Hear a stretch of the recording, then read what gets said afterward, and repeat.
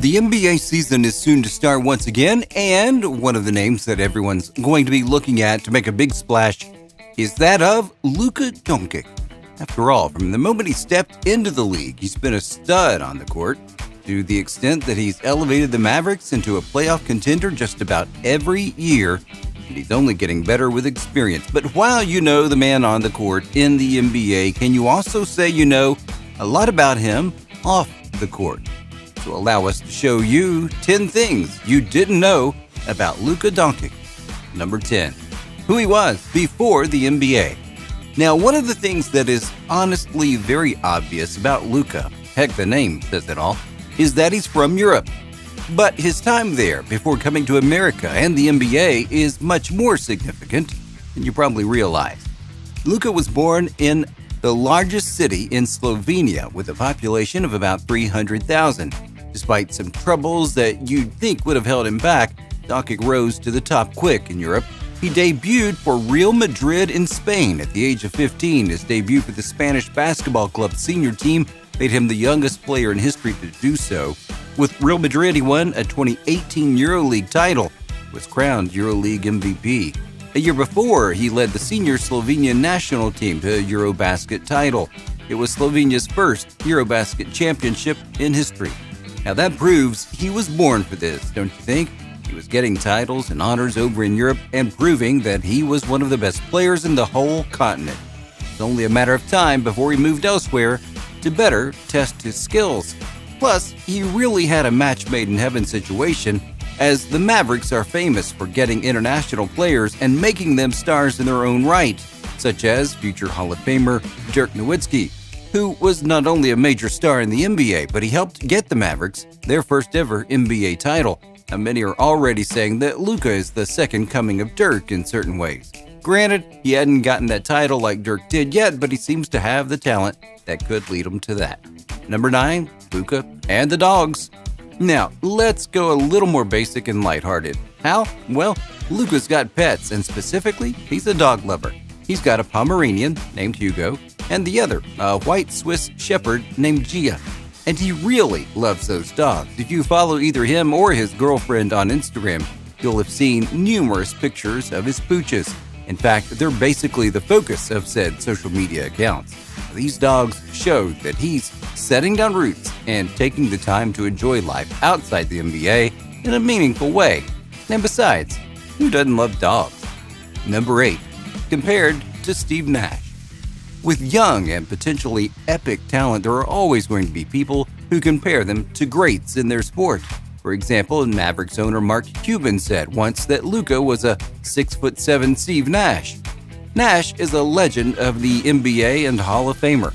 Despite his size, he was a fantastic shooter and an assist magnet. He was the leader of the Suns for many years and helped them be in contention for the playoffs and beyond many times. Even won the MVP twice for his efforts. Thus, the comparison means he's well-rounded, knows how to work well with a team, and more. Ironically enough, Nash heard about this and weighed in on Luka, saying that he's a dream prospect. Number 7, Rookie of the Year. So your first year in the NBA doesn't always define you, but it helps if you make a splash and prove your worth right away.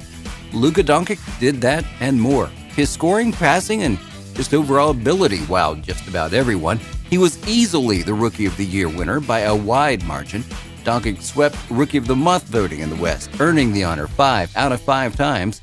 And since the NBA split the award into East and West, only 6 players have done the same. And trust us when we say he's in really good company on that list. His second year, just as good as his first, if not better. He took the Mavericks to not just a winning record, but to a great series against the LA Clippers, and almost single-handedly won games for them because of his skills. His third year had struggles, but he willed his team to victory and took them to the playoffs yet again. He's come a long way from his rookie days, but he hasn't stopped growing yet, and that makes him even scarier on the court in many ways. Number 6, Michael Jordan. During his historic rookie season, Luka Doncic was naturally selected for the rookie team during the NBA All-Star Weekend. Through that, he got to meet Michael Jordan.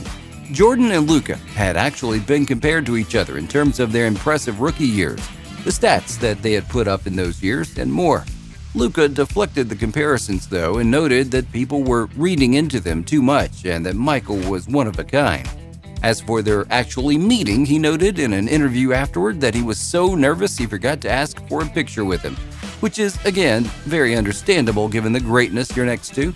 Oh, and it should be noted that MJ had nothing bad to say about Luka either, praising the young talent and noting he would likely have a big future in the league. Number 5. Born to play. So how do you become a great basketball player? Do you have it in you since you were born, or is it something you can truly just pick up and go with? In the case of Luka, it's apparently a bit of both. Donka is said to have had a basketball in his hands when he was just 7 months old. He began playing organized basketball when he was around 7 years old, likely because of his father, who was also a pro player in Europe. Now, of course, we all know children who didn't take from their gifted parents in the athletics department, but Luka was that exception to the rule in a big way. Number 4. Ball boy.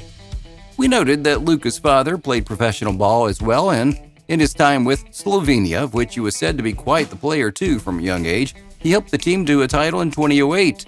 And guess who was the ball boy for that team? His son, Luka.